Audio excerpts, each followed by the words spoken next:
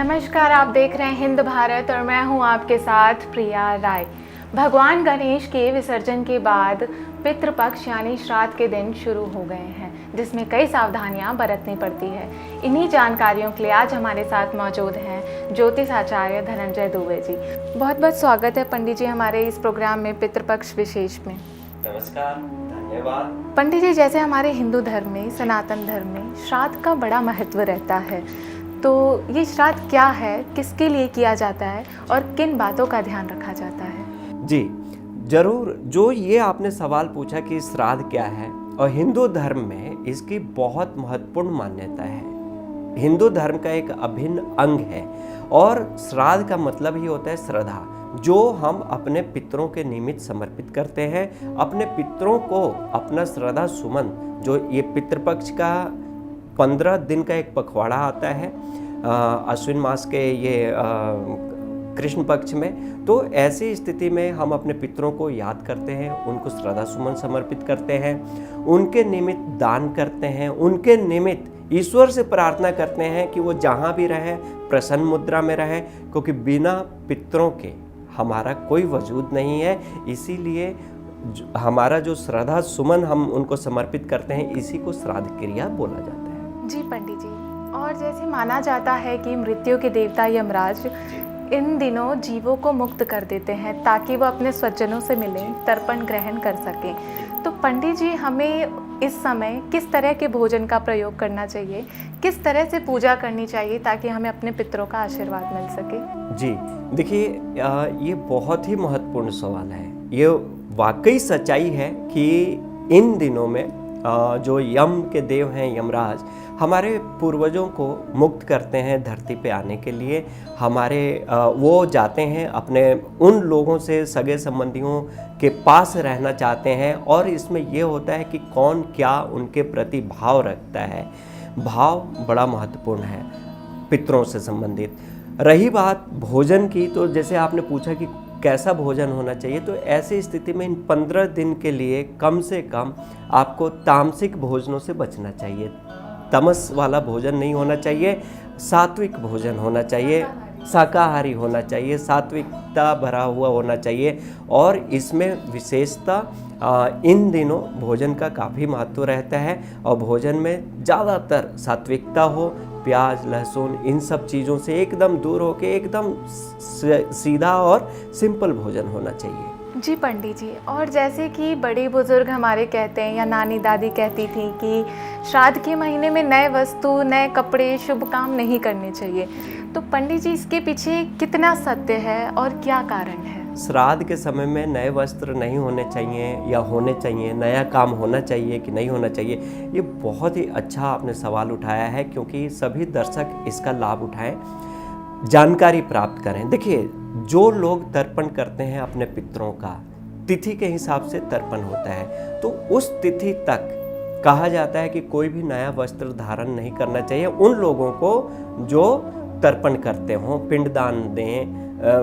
पिंडदान करते हों, उन लोगों को नया वस्त्र धारण नहीं करना चाहिए, नई चीज़ें स्वीकार नहीं करनी चाहिए। हाँ, तर्पण करने के बाद आप नया वस्त्र कर सकते हैं, नई चीज़ें ले सकते हैं, लेकिन वो लोग जिनके माता पिता हैं, वो बच्चे इस कैटेगरी से बाहर हैं, उन बच्चों पे ये सारी चीज़ें लागू नहीं होती हैं। सिर्फ उन्हीं लोगों के लिए लागू होती हैं जिनको तर्पण करना होता है। तो इसमें नई चीज़ों को खास तौर पे इन 15 दिनों में अवॉइड करना चाहिए, क्योंकि ये जो 15 दिन होता है ना, उत्साहजनक समय नहीं होता है। ये पितरों के प्रति एक श्रद्धा का समय होता है, और बड़े आश्रु भाव से उनका ध्यान किया जाता है, पितरों का धन्यवाद दिया जाता है। जी पंडित जी, जैसे कई दर्शक हमसे पूछते हैं कि उनको तिथि नहीं मालूम, क्योंकि कई बार ऐसा हो जाता है कि किसी दुर्घटना में किसी व्यक्ति की मृत्यु हो जाती है और वो जो बॉडी शव होता है वो पोस्टमार्टम के लिए चला जाता है।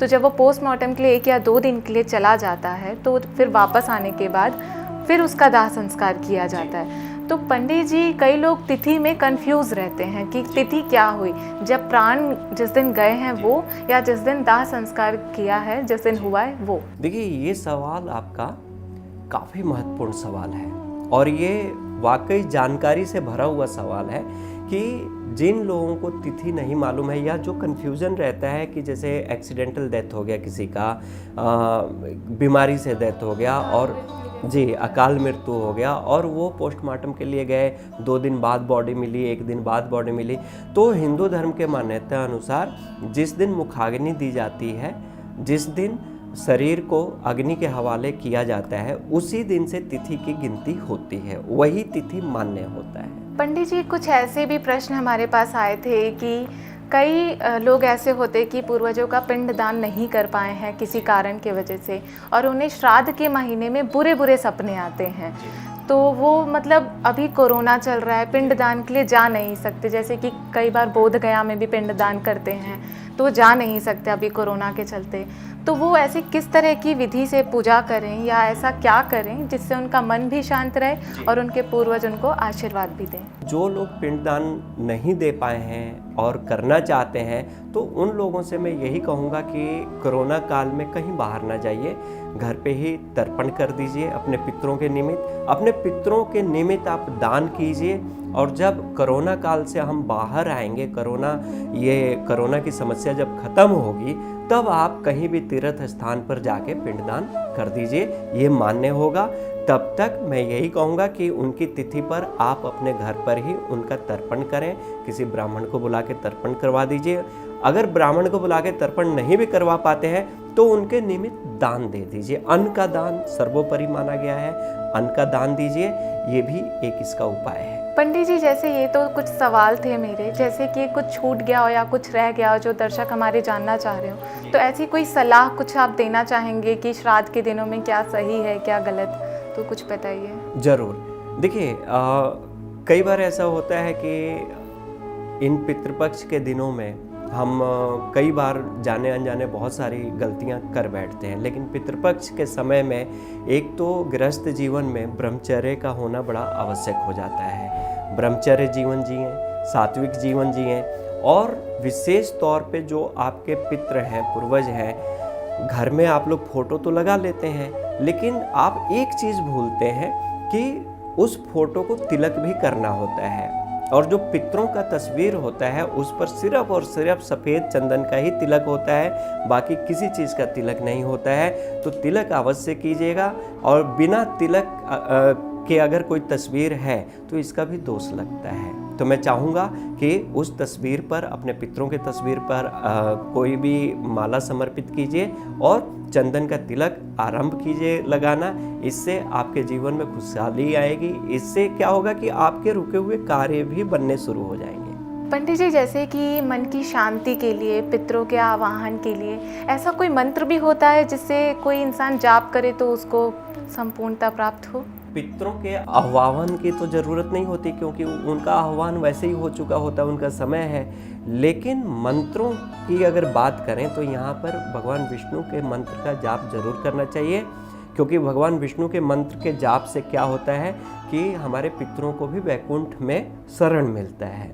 और साथ ही साथ अपने गुरु मंत्र का भी ध्यान करना चाहिए, क्योंकि जो हमारे गुरु ने जो भी मंत्र दिया है उस मंत्र से भी हमारे पितरों का कल्याण होता है, क्योंकि हमारे पितृ इधर उधर भटके नहीं, श्री हरि के चरण में विराजमान रहें, यही हमारी भी इच्छा रहती है।